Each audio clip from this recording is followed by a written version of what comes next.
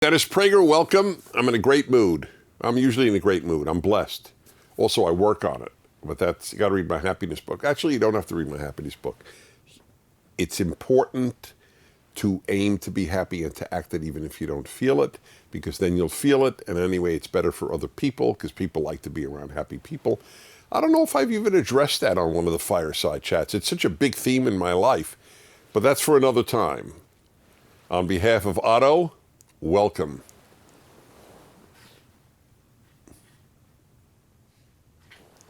Special dog. He's so special that people ask me about him now when they, bump into me at airports or whatever.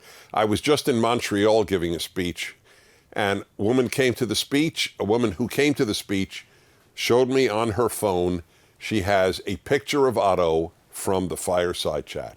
And why does she carry it around with her? Because it relaxes her.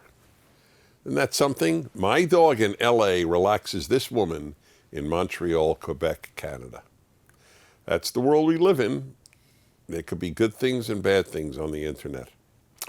Anyway, welcome. This is a chance for me to just think aloud with you. There's nothing rehearsed. There's no teleprompter. There's no rehearsal. It's completely spontaneous. I take questions from you after I offer you some thoughts. So welcome to my home. Some thoughts. At this speech in Montreal, there was a young girl, maybe 8 years old, 8 to 10 years old. And she got up and she asked me about global warming, climate change, whatever the current term might be.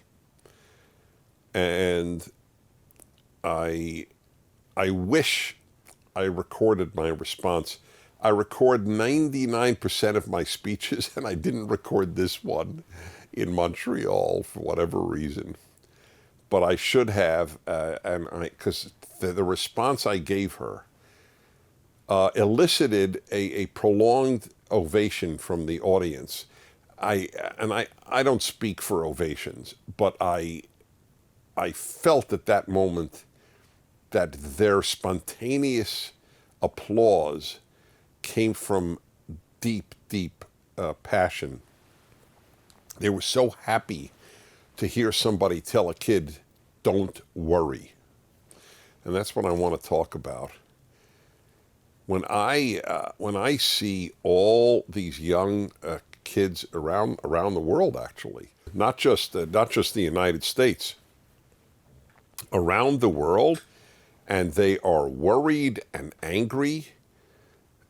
They don't think they have a future. I played on my radio show a clip from a girl, who was 8 years old, said, "We're going to die." And I was thinking, and I said this on my show because it was the happiness hour when I just deal with the issue of happiness.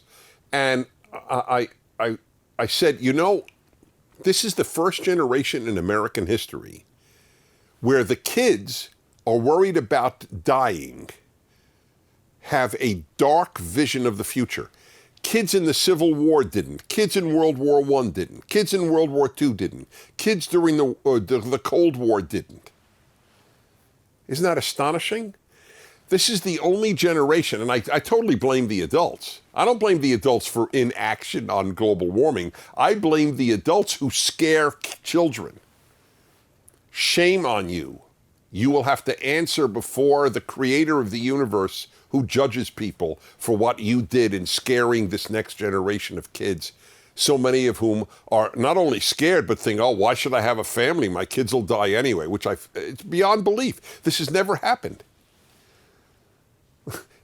Jews whose families, whole families, parents, grandparents, cousins, brothers, sisters, children, were slaughtered by the Nazis in the Holocaust. They went on to have children. They went on to believe there is a good future. And if anybody should have been cynical and not had a family, it would have been them. And then kids living in the freest, most affluent times in the history of the world, materially the best childhood in human history, they're worried about dropping dead because the earth is getting warmer? Sick adults have scared them. Sick, poisoned, angry, ignorant adults have done this. I'm not denying the world is getting warmer. If it's getting warmer, it's getting warmer. Truth is truth. I'm committed to truth before any other value. But it's hysteria that you're going to die, that this is an existential crisis. If there are two things that prove it's not existential, three things. One is the how long we've been told it's an existential crisis. I'll get to that in a moment. Two, all these rich people who are the elite that are the most scared, why do they have oceanfront and seafront properties? How come they're not all selling their properties on the eastern seaboard of America or the western seaboard of America? There's still a fortune of money to have a seaside property in Florida. Why? If they really believe the ocean is going to engulf them, they sell while you can, man. Sell while there's another sucker out there who's going to buy your property. Why aren't you selling? Nobody's acting except to impose draconian laws. They don't act in their own life as if they believe it. Except for straws. Oh, that's a big one. California can't have plastic straws. That's our commitment.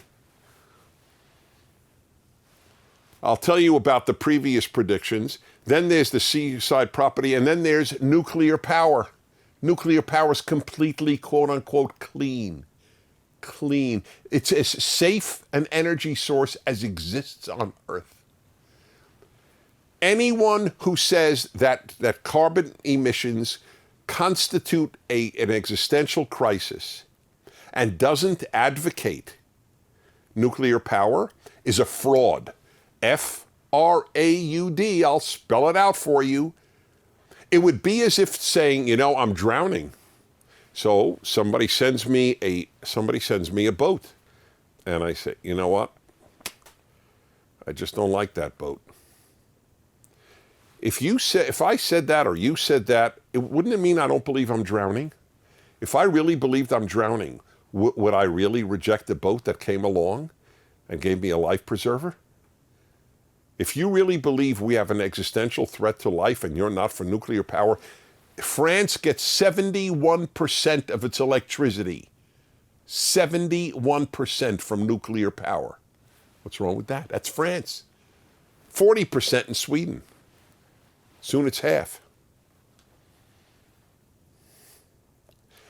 It's hysteria. Those prove it's hysteria. Here, this was the first argument. Ready? This is from 1989, Associated Press. I think it's the biggest world news organization. UN predicts disaster if global warming not checked. United Nations, AP. A senior UN environmental, June 29th, 1989. A senior UN environmental official says entire nations could be wiped off the face of the earth by rising sea levels if the global warming trend is not reversed by the year 2000. Guess what? We're way beyond the year 2000, and it hasn't happened, has it? Every few years I hear we got X number of years to go. I'll give you more. Coastal flooding and crop failures would create an exodus of eco-refugees, threatening political chaos, said Noel Brown, director of the New York office of the United Nations Environment Program, or UNEP.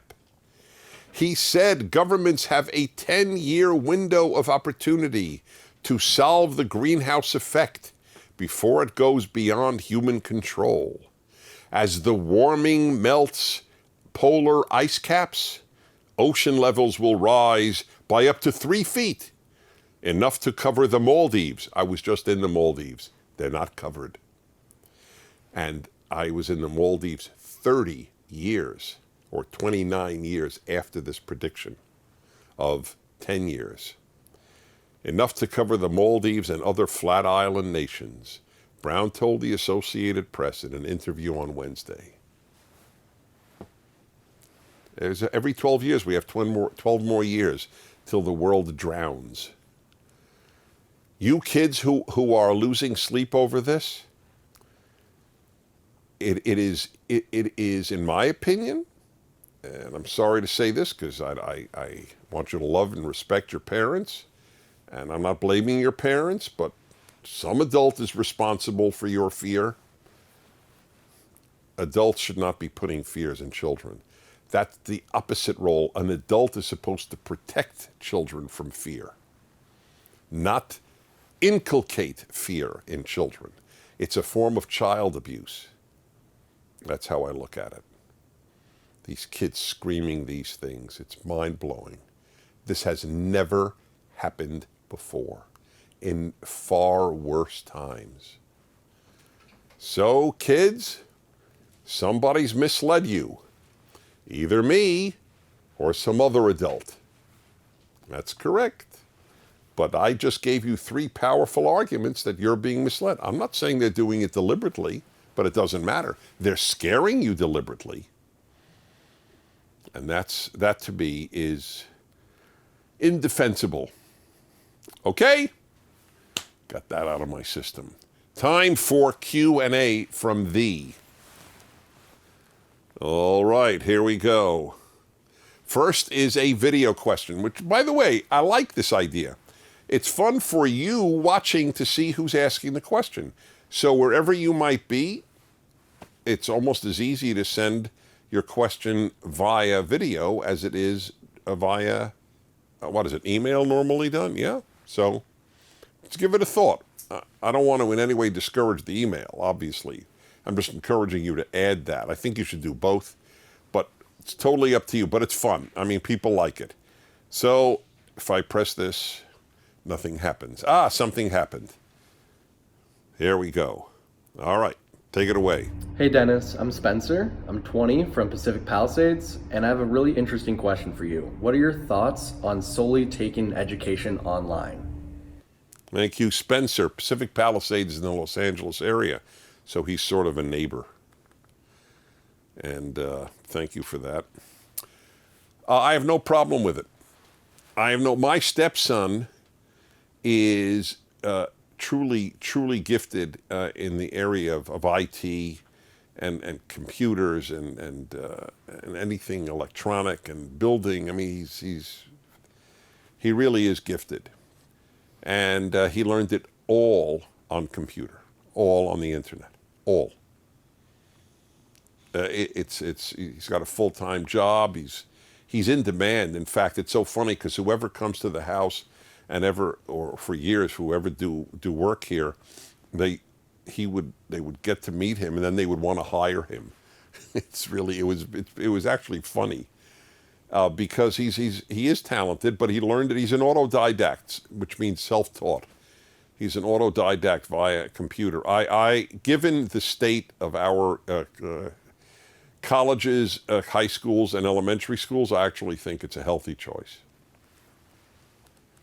Just make sure that you find friends and stuff, because you have to, it's critical to relate to people.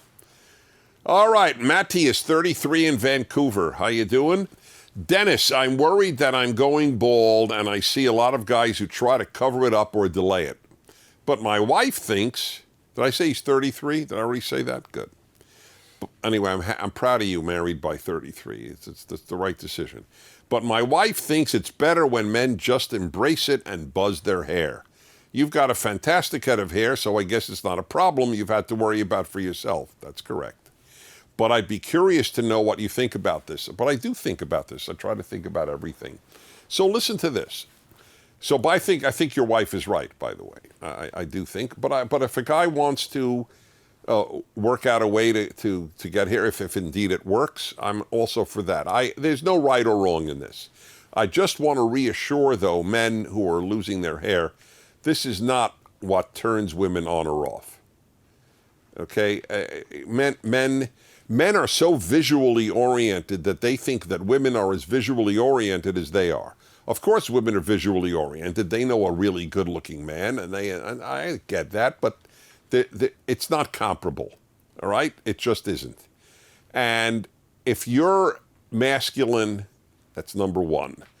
Strong, masculine, and kind, and work hard. On a list, if I put masculine, kind, works hard, and has or has not hair, would, and I have my hair, so I have no vested interest here. But I'm telling you, that would rank last. I did it. I did a show, actually. I've learned so much because I could bounce off any idea off millions of people. So many listeners I've had for decades. So I raised this idea on my male-female hour. How does baldness strike you women? And they called in. And it was amazing to a lot of bald men. Most didn't care. You know, there was so many more issues in whether he was attractive, a man was attractive to her. You know, did he stay relatively in shape? But the masculinity was the biggest. Women want masculine men, whatever masculine means. I mean, I have my own working definition of it, which is strong. That's it. That he has strength. That doesn't mean that he is a tyrant, but he has strength, and it radiates from him. Charm, personality, money. I mean, let's be honest. Guy has money, has an advantage. There's no question about that. Okay, woman has looks, man has money. They're built-in advantages. They're not enough, but they're built-in advantages. That is correct. But the notion that you're bald and that, you know, and it rules you out or anything close to that is just not true. So that's what I learned from women. And by the way, I mean, a lot of guys actually look terrific, as you know. In fact, sometimes I've even joked, I have all my hair, my luck, now bald is in. So, okay. All right, let's see here. Next. Laurel, 59, Hurricane, Utah. Hi, Dennis. Thanks for shining a cheerful, hopeful light in the world. I'm glad you feel that way. That's what I would like to do. With all your traveling, do you have strategies for reducing jet lag? Yes, believe me. I can write a mini book on the thought. So, the number one rule is do not, capital D, capital N, do not go to sleep in the place you arrive if it's daytime, even if you're dead. Because then you will stay on your original time for the whole trip. So if you arrive at noon, all right, you've traveled halfway around the world and you've arrived at noon, you're zonked. Okay, if you take a 1 hour nap so you could at least function, okay, but not more than an hour nap. Then you go to bed when the sun sets, which is still earlier than you would go to bed normally. That's fine. Go to bed at, let's say, 7 o'clock, 8 o'clock. That's fine. But if you go to bed at noon and then you wake up at 7, you're doomed because you're not going to be tired at 7 p.m. or at midnight. So that's rule number one. Rule number two is try to get sleep on the plane. That's a big one in my life. I don't have to try. I'm so relaxed on airplanes. I may see 2% of the takeoffs of my airplanes. I fall asleep prior to the takeoff, and it's extremely helpful to me in getting to my new my destination. Then try to. So it depends, obviously, on the time zone issue. In the United States, if you're going West Coast to East Coast, so you will arrive at, you have a 9 a.m. flight, so you will arrive on the East Coast at 5 p.m. if it's a nonstop flight because of the time zone difference. So that's, then you will be tired. Well, you may not be tired by midnight because that's only 9 p.m. on the West Coast. So therefore, it might be advisable in that case to take a very early flight or get less sleep the night before on the West Coast, so you will get tired earlier on the East Coast. Think in advance. Another thing psychologically, change your watch as soon as you get on the plane. Put your brain and mind on the new time that you're going to. Okay? Is that good? Good. The rest is luck. I'm very lucky. I fall asleep anywhere I go. I wake up anywhere I go. I'm very lucky. All right, let's see here. Yael, 17, Los Angeles, Prager Force. Thank you for being in Prager Force. Hi, Mr. Prager. I had the honor of meeting you a few weeks ago at the PragerU Gala. What's your suggestion on fighting anti-Semitism as it grows rapidly and comes from all sides of the political spectrum? Any advice?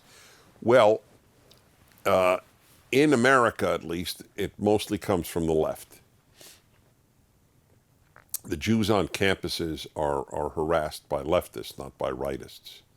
So even though you say all sides of the spectrum, it's more one than the other right now. As Alan Dershowitz, who is a liberal, a Democrat, and a Jew, said to me, and you will see it in the film No Safe Spaces, which I strongly urge you to go when it comes out in movie theaters. Adam Carolla and I are the quote-unquote stars, but the reason it's great is not because I'm in it, or Adam in it, and he's terrific. It's a great film, period. Alan Dershowitz says to me in his apartment, as an American, as a liberal, as a Democrat, as a Jew, I am more afraid of the left than the right. Okay? And it's a lifelong, and a Hillary Clinton supporter. It has to be fought. It has to be fought by non-Jews. Just as I spend a good deal of my time defending Christians, non-Jews have to spend a lot of time defending Jews, and they have to call it out when it's there. And Israel hatred, not Israel criticism, Israel hatred is anti-Semitism.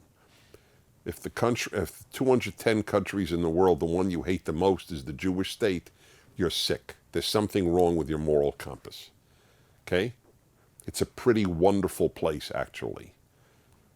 You've picked on it because it's Jewish, not because it's bad. Iran is bad. North Korea is bad. Russia is pretty bad. China is bad. Okay, that's bad.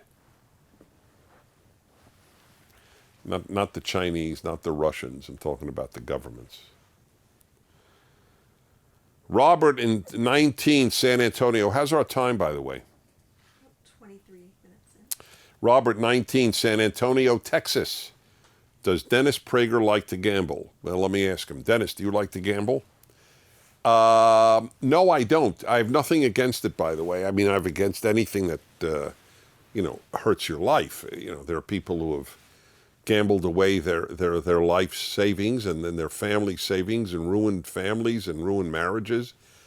But otherwise, if you want to gamble, have a good time. I just don't find it interesting. And I'll tell you why, because I know a lot about this.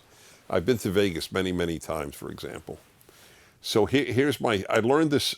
The trick is to learn yourself and learn your nature. Sometimes you have to work with it, and sometimes you have to work against it. So I realized very early on one of my first trips to Las Vegas in my 20s, I realized it bothered me much more to lose $50 than it made joy in my life to win $50. That's why I stopped. I'm a big one on happiness. I've always wanted to be happy. I really hate unhappiness. And I realized there's no comparison. I was much unhappier losing 50 than I was happy winning 50.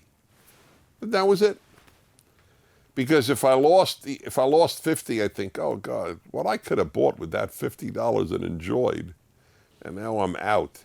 But if I won $50, I didn't think, whoa, look at what I could buy with $50. So, and anyway, I don't get the thrill. People get a thrill, and that's fine with me. I'm not, again, I'm not against it. The human being is not perfect. I am not in the business of making saints. I'm in the business of fighting evil. It's a big difference. That's a subject I ought to talk about. What I really want from people. I don't expect people to be saintly. I expect them to sin on little issues. That first of all, I don't consider that a sin, but I'm just saying it doesn't bother me. I would care if you gambled your family's money away. You know, there is a Twilight Zone episode. Twilight Zone was one of the most brilliant television. What do you call something that has episodes each week? Series? Yeah. It was profound and profoundly moral, every episode. The Twilight Zone may have been the best thing ever on American television, but I'm not a great connoisseur of TV, so I may be wrong. But anyway, that's my experience. One of the episodes is about a guy who was a gambling addict. And you get a sense of how awful it is because the slot machines start talking to him. They seduce him like a beautiful woman would seduce a man. The slot machine would seduce him. And by the way, for a gambling addict, it probably is more powerful than the sex drive. It's very, very powerful. And that's why there's Gamblers Anonymous, and this is a very serious thing, the gambling addiction. It's huge in Asia, huge. Whatever increases adrenaline can be addictive. You can get addicted to the adrenaline rush. That's what people love. And I don't have an adrenaline rush in gambling. I've never had to fight it. It doesn't matter to me. And by the way, I learned how to win at blackjack, just for the record. I want you to know, if the dealer is 4 decks or more, I could probably, over the long run, win at blackjack, because I know blackjack strategy, I know counting cards, and so on. After 4 decks, the house has the huge advantage. Some of you have no idea what I'm talking about right now, but those of you who do know I know what I'm talking about. Okay, that's it. Next. All right, we lost our place here. I'm getting to a next one. All right, now this is ironic. Parker, 15, the age is important here. New Knoxville, Ohio, USA. What are your thoughts on the idea of climate alarmism, even as early as middle school? Shame on the teachers, shame on the school. That's what I think. And I explained that why in the beginning. You're living at a wonderful time. There was less human starvation, there was less human misery physically today than there has been in recorded history. And all we're hearing about is how everything is going downhill. Maybe people need alarmism. You know what? Alarmism gives you an adrenaline rush like gambling does. I think people are addicted to hysteria. I mean that literally. They go from hysteria to hysteria. When I was a kid, I was told ZPG, zero population growth. There won't be enough food to feed all the people. None of you should have children. There's more food than ever.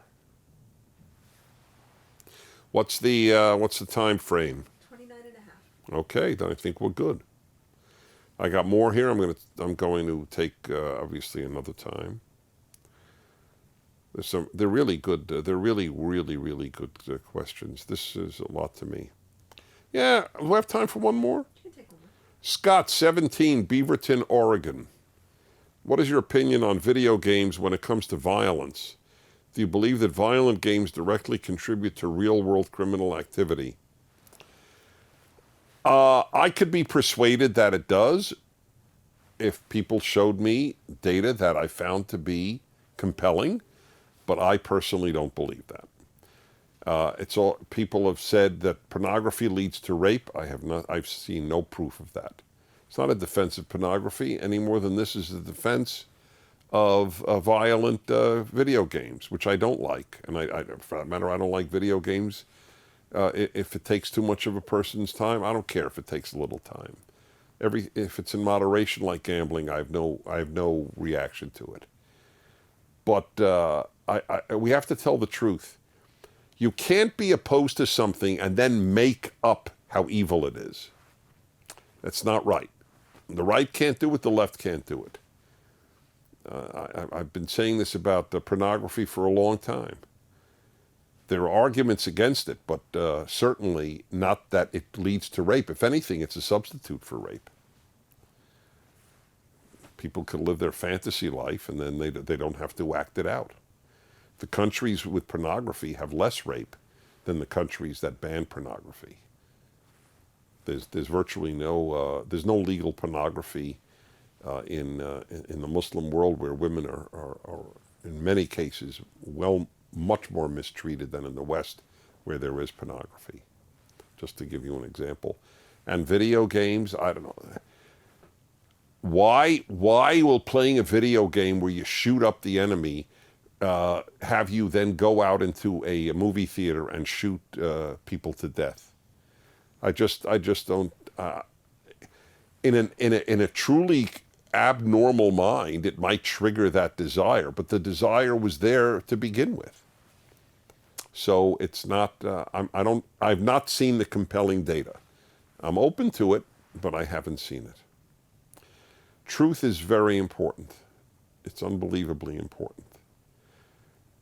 But the desire to win on behalf of your cause is usually stronger than the desire to first tell the truth. One of the many problems confronting the human species. Well, it's great to be with you. Thank you for being with me. And I think that's about it. I'll see you next week. On behalf of Otto and the whole Prager family, bye-bye. Thank you for watching. If you'd like to keep these Fireside Chats free, please do by donating to PragerU.